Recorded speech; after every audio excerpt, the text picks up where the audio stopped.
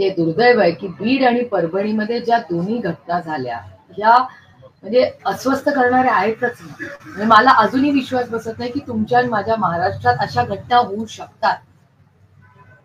जे धक्कादायक आहे, ज्या गोष्टी एखाद्या नॉवेलमध्ये किंवा एखाद्या सिनेमामध्ये जे आपण पाहिलेले आहेत ते वास्तव आज महाराष्ट्रात होत.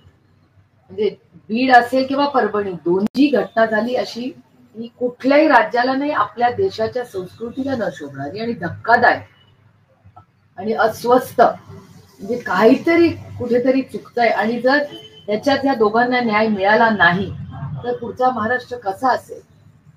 म्हणजे माझ्या मनात भीती वाटते आणि मला महाराष्ट्रात फिरताना कधीही भीती वाटलेली नाही.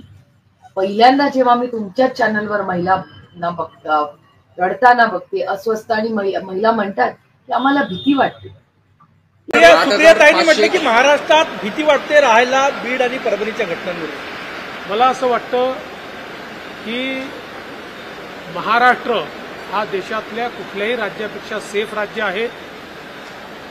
खरं म्हणजे प्रत्येक घटनेचं इतकं राजकीयकरण हे शोभत नाही.